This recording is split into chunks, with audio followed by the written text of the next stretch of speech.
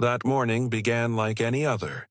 Sunlight spilling through the blinds, a soft hum on the road, and Miles Jackson on his way to the airport to visit his mother.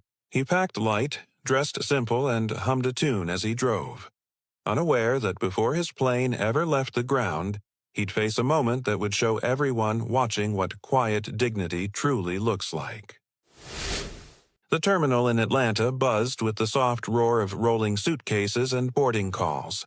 Miles Jackson sipped his coffee by Gate 17, eyes on the runway. He'd been on more flights than he could count. Deals, meetings, speaking gigs. But this one was supposed to be different. No business talk.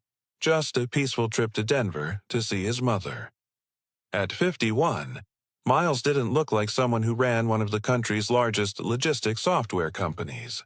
He wore a simple gray sweatshirt, faded jeans, and sneakers that had seen better days. A black leather duffel sat by his feet. The same one he'd carried since the early days when his company, Trueline Systems, was just him and a rented laptop. He smiled faintly at the thought. Every success he'd ever had was earned the hard way. Through long nights, broken promises, and a quiet kind of faith that kept him moving when the world told him to stop. The gate agent's voice broke through the noise. Boarding Group 1 for Mountain Air Flight 628 to Denver. Miles rose, stretching his shoulders. His phone buzzed, a message from his assistant, Renee. "All set for your mom's visit. Rest easy, boss." He grinned, typing back. Finally, a day off. He walked to the counter, handed the agent his phone, and heard the soft beep of the scanner. "Welcome aboard, Mr. Jackson. You're in seat 1A. Enjoy your flight." He thanked her, stepped onto the jet bridge, and breathed in that familiar mix of metal and recycled air. The scent of movement, of being between worlds. Inside the plane, first class was calm. A young couple shared a laugh over their morning mimosas. A man in a tan suit scrolled through a spreadsheet. The hum of soft jazz filled the cabin. Miles tucked his bag overhead, settled into his seat, and looked out the window. The sunrise brushed the wings in gold. For once, he allowed himself to relax. A flight attendant, a petite woman with kind eyes, smiled as she passed. "Can I get you something before takeoff, sir?" "Just water, please." "Of course." Miles leaned back. The leather seat sighed beneath him. It felt good to be still, to not have to prove anything to anyone. He'd learned a long time ago that power didn't need to shout. It could sit quietly, dressed in denim, and still move mountains when it had to. The boarding line thinned. The door closed. Then came the sound. Firm, measured footsteps coming down the aisle. A man in a crisp pilot's uniform stopped beside him. "Mornin'," the man said, though his tone carried no warmth. Miles looked up. "Morning." The pilot's blue eyes narrowed at the boarding pass in his hand. "That's my seat," Miles blinked. "I don't think so." "Seat 1A, the pilot said, tapping the headrest. "Crew rotation. You'll need to move." The air shifted. That subtle tension people feel before a storm. The flight attendant froze mid-step, eyes darting between them. Miles pulled up his boarding pass. "It says 1A, paid in full." The pilot leaned closer, voice cool but sharp. "You must be mistaken. This seat's reserved for flight staff." Miles held his ground. "You sure about that?" The pilot's jaw tightened. "Sir, I'm asking you to move to economy until we sort this out." The words hung heavy. Passengers in first class glanced up, pretending not to listen. But everyone was listening. Miles felt that old, familiar sting. The kind he'd known since boyhood. The one that said, "You don't belong here." He exhaled slowly. "I'll wait right here while you check your system again." The pilot straightened, lips pressed thin. "We can do this the easy way, or—" The flight attendant stepped forward quickly. "Captain, maybe I should confirm with the gate before—" "Just move him," the pilot snapped. "We have procedures." Miles didn't flinch. He simply looked at the man. Not angry, not scared, just tired. "Procedures," he said softly. "Always seems to be that word." The attendant hesitated. Sir, please. Miles raised a hand. Go ahead. Check. She nodded, grateful for the permission, and hurried toward the front of the plane. The pilot muttered something under his breath as she left. Miles didn't catch every word, but he caught enough. Something about these people. He looked away, jaw tightening, and stared out the window at the sunrise.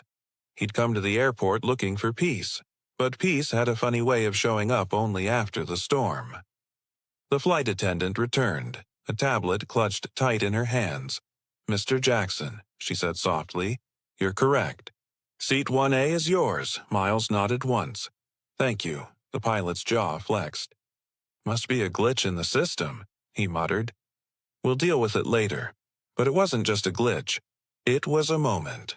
A moment when every person in that cabin saw what happens when confidence wears the wrong skin color. Miles could feel their eyes on him. The polite stares. The uneasy silence. He'd lived that silence his whole life. The kind that pretends to be peace but hums with judgment underneath. He said nothing. He didn't need to. The pilot stepped away, but the damage was done. The air around seat 1A had changed. You could taste it. That mix of discomfort and denial.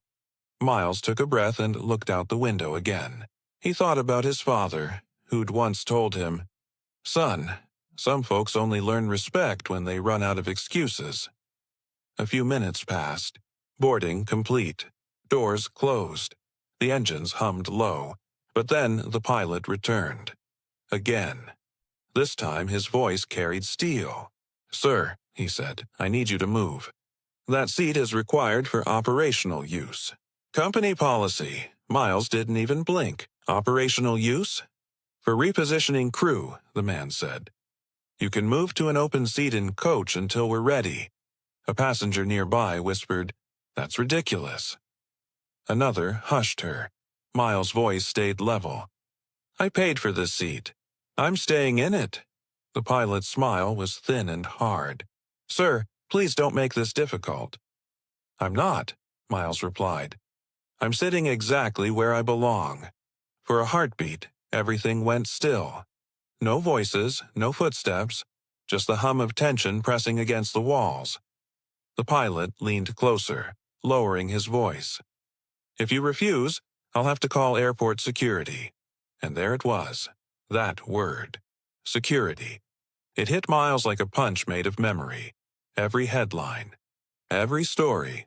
Every time someone like him was labeled a problem for simply existing in a place someone thought he shouldn't be. He took a deep breath, slow and steady. "Do what you need to do," he said quietly. Then he reached for his phone. There was a message in his drafts written weeks ago after a conversation with Renee. A simple contingency. If Mountain Air ever disrespects our people, end the partnership. He opened it, changed a few words, and sent it. 8 letters. 2 words. Pull contract. He placed the phone face down on the armrest and folded his hands. When the airport agent arrived, Miles rose calmly, every movement measured. "Sir," she said, "we've been asked to speak with you." "Of course," Miles replied. "Let's talk outside." As he walked down the aisle, people looked away. Some out of guilt, some out of relief that it wasn't them. He could feel their silence like a wall. Once on the jet bridge, the cool air hit his face. The agent, a middle-aged woman with kind eyes, looked embarrassed. "Mr. Jackson, your seat is confirmed. There's no record of any crew assignment for 1A. I'm sorry for the confusion." Miles nodded. "I'm not confused." Behind him, through the narrow doorway, he saw the pilot still standing there, arms folded. The agent shook her head. "Would you like to wait for the next flight?" Miles looked past her at the plane. The morning sun gleamed across the metal hull, and for the first time that day, he smiled. "No," he said. "I'll take a seat in coach." "Sir, that's not necessary." "I know," he said softly. "But sometimes peace sits in the back of the plane." He walked back inside. The hush followed him. Every head turned as he passed down the aisle. Some faces looked ashamed, others curious. But none spoke. He reached his new seat. 22C. The fabric was worn, the air thicker, but he didn't mind. He placed his bag beneath the seat, leaned back, and exhaled. A man across the aisle offered him a sympathetic smile. Miles just nodded, then looked out the window. The world kept moving, but something inside that plane had shifted. Because power, when it's quiet, doesn't need a uniform. It just needs a reason, and Miles had one.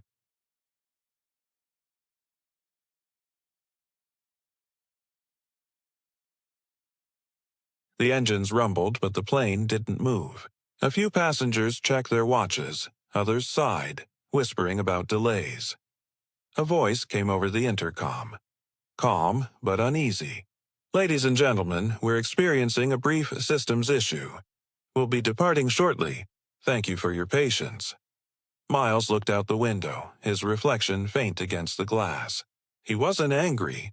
He was still, centered. Sometimes silence carried more weight than thunder. His phone buzzed softly on the tray table. A message from Renee. Contract termination confirmed. Network access suspended. He locked the screen and placed it face down again. Up front in the cockpit, things were far from calm. The captain, a gray-haired man with decades of flight in his eyes, frowned at the instrument panel. "Navigation's offline," he muttered. "I can't pull the flight plan." The pilot beside him, the same one who'd told Miles to move, frowned. "That can't be right. Try it again." "I have," the captain said. "Twice. Dispatch says it's not just us. Every mountain air jet is on hold. System-wide freeze." The pilot's stomach tightened. "How's that even possible?" "Logistics network failure," the captain said. "Something to do with our operations partner. Name's Trueline Systems." The name hit him like a lightning bolt. He looked up, heart thudding. "Trueline?" "Yeah," the captain said. "Apparently, their CEO just suspended service. Whole system's gone dark." The pilot swallowed hard. His voice dropped. "What's his name?" The captain scrolled the message on his tablet. "Miles Jackson." Silence. The pilot leaned back, his pulse hammering in his ears. He could still see Miles's face in his mind. Calm, dignified, unbothered. That quiet look that said you'll understand soon. The captain sighed. "Well, looks like you told the wrong man to move." Down in row 22C, Miles sat quietly, watching the sunlight slide across the wing. He could feel the energy shift, the tension in the air, the murmurs from first class. He didn't smile. He didn't gloat. He just waited. 14 minutes passed. The longest 14 minutes that Airline would ever know. Inside the cockpit, alarms blinked amber. Dispatch reports scrolled like confessions. Fuel scheduling frozen. Cargo routing stalled. Maintenance feeds locked. Nothing could take off, land, or even taxi. The captain rubbed his temple. "You ever seen anything like this?" The pilot shook his head, voice dry. "No, sir, but deep down he knew. He knew exactly what he was seeing. A quiet man keeping a promise." Back in the cabin, a woman whispered to her husband, "Do you think something's wrong with the plane?" He shrugged. "Probably just a computer glitch." Miles heard it. He looked down at his hands. His father used to say, "When they see you as small, make your patience taller." He understood that now better than ever. The attendant came by, nervous but polite. "Would you like something to drink, sir?" "Just water," Miles said softly. She hesitated. "We're, not sure how long the delay will be." He met her eyes. "Long enough for a lesson, I think." She didn't understand what he meant. Not yet, but she would. A few rows ahead, a man grumbled. "Unbelievable. Always delays." Miles glanced up, then out the window. He could see ground crews standing still beside other planes, radios pressed to their ears. Not one engine turning, not one wheel rolling. The world had gone still. Up front, the captain exhaled. "Corporate says it's temporary. Systems will come back online shortly." "How long?" the pilot asked quietly. 14 minutes, the captain replied. Exactly. The pilot looked down, shame flooding his chest. He'd thrown a man out of a seat, and that man had quietly grounded an entire airline. Back in 22C, Miles checked his watch. 14 minutes. Right on time. He sent one message to Renee. Resume systems. We've made our point. He closed his eyes and leaned back as the hum of the engines returned. The flight crew exhaled in relief. Passengers clapped quietly, thinking the problem had passed. But one man in the cockpit sat frozen, his pride unraveling in silence. Because some lessons don't come through shouting. They come through stillness. Through the heavy weight of realization that hits only after you've run out of excuses. And for the first time that morning, the pilot understood what Miles meant when he said nothing at all. The captain unbuckled his seatbelt and pushed the cockpit door open. He scanned the cabin, his voice low. "Fine, Mr. Jackson," he told the attendant. "Bring him up front, quietly." The young attendant hesitated. "Sir, the passenger in 22C?" "Yes," the captain said. "That one." She nodded and made her way down the aisle. Every step felt heavy in the hushed cabin. When she reached him, Miles was sitting calm, eyes half closed, the faintest hint of a smile resting on his face. "Mr. Jackson," she said softly, "the captain would like a word." Miles looked up, his expression unreadable. "Of course." As he stood, people leaned into the aisle, whispering. They didn't know who he was, but they knew something had shifted. The man who'd been told to move was now being escorted forward. He walked slowly, unhurried, his stride measured. The plane was quiet except for the hum of recycled air. When he reached the cockpit, the captain stepped aside and gestured for him to enter. Inside, the pilot sat stiffly, eyes fixed on the floor. "Mr. Jackson," the captain began. "I just received confirmation from corporate. Your company's systems went offline. Intentionally." Miles nodded once. "That's right. May I ask why?" "Because respect," Miles said, his tone calm and steady, "is part of every contract we sign." The pilot swallowed hard, his voice barely above a whisper. "Sir, I didn't know who you were. It wasn't personal." Miles turned his gaze toward him, steady but not cruel. "It never is," he said quietly. "That's what makes it worse." The words hung in the air, heavy and true. The captain cleared his throat. "Mr. Jackson, this situation has affected every aircraft in the fleet. I'm asking, as one professional to another, how we move forward." Miles looked out the cockpit window, the sunlight glinting off the tarmac. 14 minutes, he said. "That's how long it'll last. Long enough for the message to reach the top. After that, I'll bring everything back online." The captain nodded slowly. "You're sending a message." "I'm reminding people," Miles said softly, "that dignity doesn't depend on a seat number." The pilot finally met his eyes. There was no defiance now, only guilt, raw and unguarded. "You could have embarrassed me publicly," he said. "You could have ruined my career." Miles shook his head. "No, that's not what this is about." He leaned forward just slightly, voice calm as a whisper. "I don't need to humiliate anyone to make a point.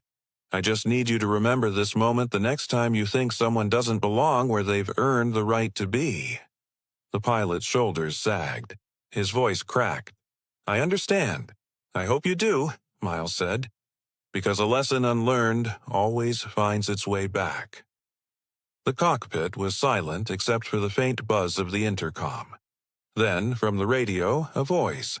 "Mountain Air Control to Flight 628. Systems restored. You're clear to taxi." The captain exhaled, relief softening his face. He extended his hand to Miles. "Thank you, sir." Miles nodded once and turned to leave. But before stepping out, he paused, looking back at the pilot. "You fly above the clouds every day," he said. "You, of all people, should know. Altitude doesn't make you higher. It just gives you perspective." Then he walked out. Down the aisle he went, past faces that watched with quiet awe. No one spoke. They didn't need to. His calm carried the weight of thunder without a sound. He returned to 22C and sat down. The plane began to move. The attendant approached again, voice soft. "Mr. Jackson, the captain wanted me to offer you your original seat." Miles looked up. "That won't be necessary." She hesitated, then said quietly, "For what it's worth, sir, I saw what happened. And I'm sorry." He gave her a gentle smile. "Thank you. Just remember, kindness doesn't need permission." She nodded, eyes glistening, and walked away. The plane rolled toward the runway, the engines building to a deep, steady hum. Miles leaned back, eyes on the window.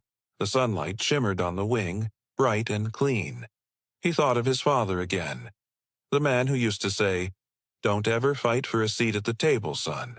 Build your own, and make sure everyone's welcome there." Miles had done exactly that. As the plane lifted off, he closed his eyes, letting the vibration of takeoff wash through him. He wasn't angry. He wasn't even proud. He was at peace. Because sometimes the loudest statement isn't made with words or fists. It's made with restraint, with grace, with the quiet power of someone who knows exactly who they are.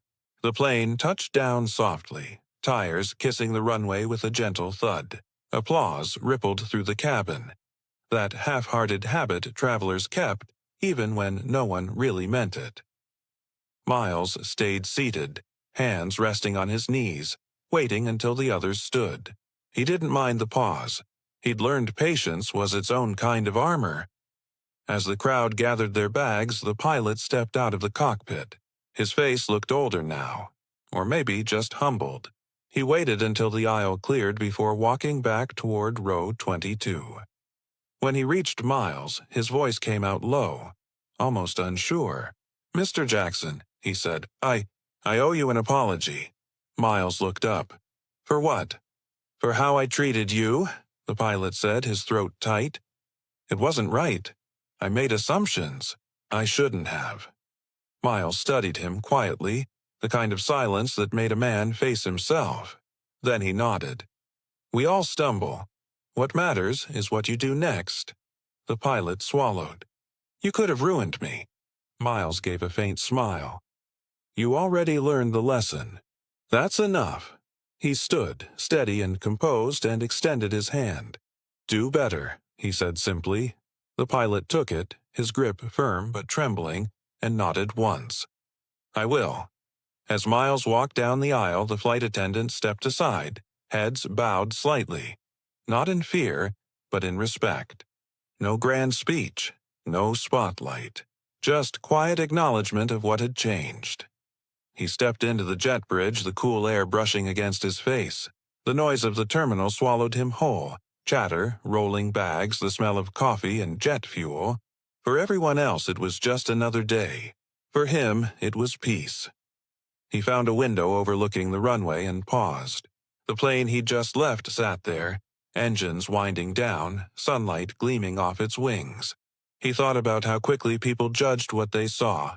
A seat, a color, a title, never realizing that worth doesn't wear a uniform. His phone buzzed. A message from Renee. All systems back online. Corporate already reached out. They want to meet. Miles typed back, "Later. For now, I'm good." He slipped the phone into his pocket and took a deep breath. The world smelled of fuel and freedom. A little boy nearby tugged at his mother's sleeve, pointing to the plane. "Mom, that one's flying next." She smiled. "Maybe, sweetheart, maybe." Miles smiled too. He remembered being that boy once, looking at planes and dreaming of the sky, never knowing how heavy the air could feel for some. He thought about his father's words again. One day, they'll see what calm power looks like. Today, maybe someone did, because what Miles had done wasn't revenge. It was reflection. A mirror held up to arrogance, showing it how small it looked beside grace. He turned toward the terminal exit, each step unhurried, the sound of his shoes blending with the rhythm of the crowd. Somewhere behind him, the pilot stood at the gate window, watching him go. a quiet man disappearing into the stream of travelers, leaving a lesson that would echo far longer than any delay. And maybe that was the real story all along. Not about a CEO or a company or a plane that stopped, but about what happens when a man who's been underestimated his whole life decides he doesn't need to raise his voice to be heard. He just needs to stand his ground and let silence speak for him. Because respect, like flight, depends on balance. And the higher you go, the more clearly you can see how small prejudice really is. Miles walked out into the sunlight, the warm air touching his face.